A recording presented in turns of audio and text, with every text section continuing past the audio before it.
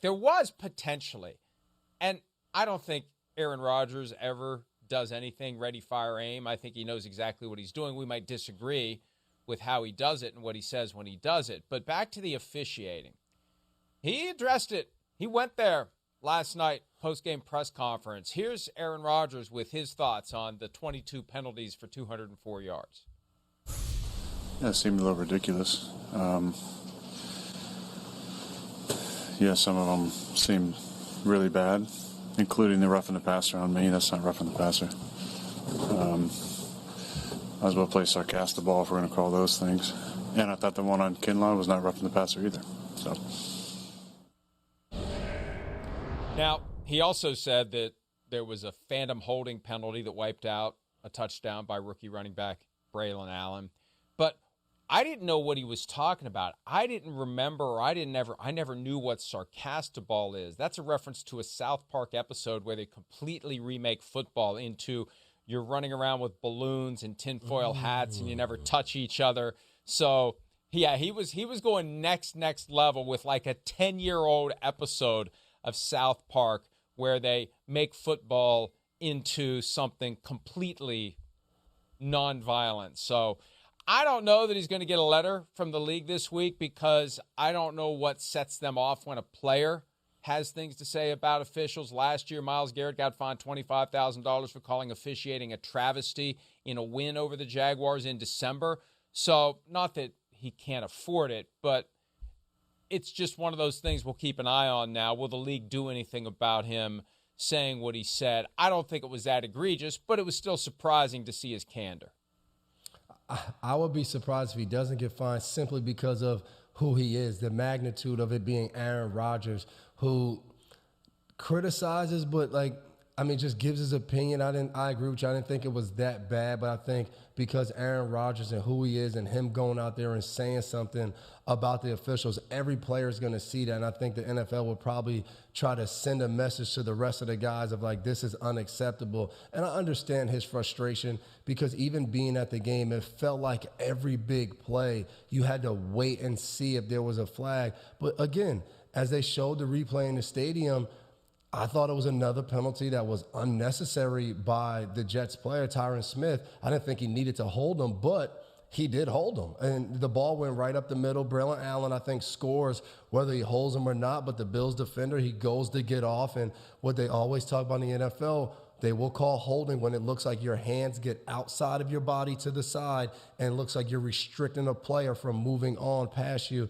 And that showed up on that play. And we can always say it. Those plays happen all the time in every play in the NFL. There's somebody being held.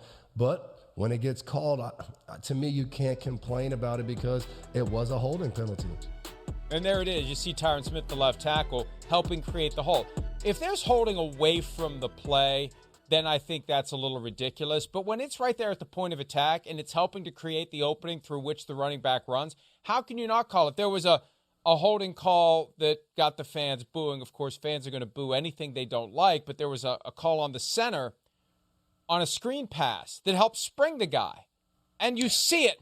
He's right next to, I think it was Breece Hall, getting ready to catch a little screen pass, and the center's holding him. How can you not call that when it's part of the X and O plan that is springing the guy who's going to get the football? You see it happen, you got to call it. If it's 3 players away, and it has no impact on the mechanism and on the opening that the running back eventually realizes, then don't call it. But when it's right there, when it's directly relevant to that player having his chance to take off, you've got to call it.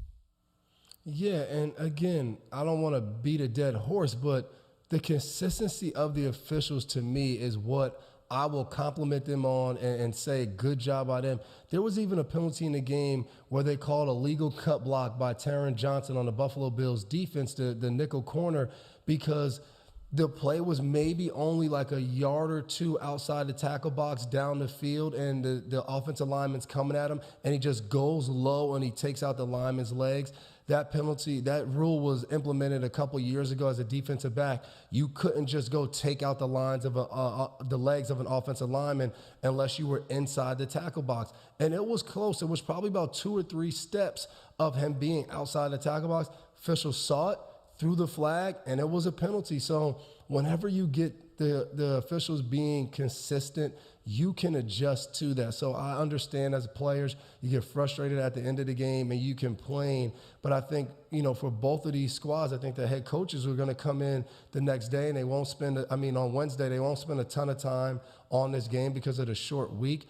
But I think they'll have to say to their teams, hey, we got to do a better job adjusting to as the game is being officiated. The flags continue to come. Both teams got penalized a lot, 10-11. So it wasn't like one team dominated getting penalties.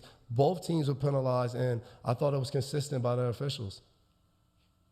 I want to pause for a second because the rule you mentioned, it came into being while you were still playing.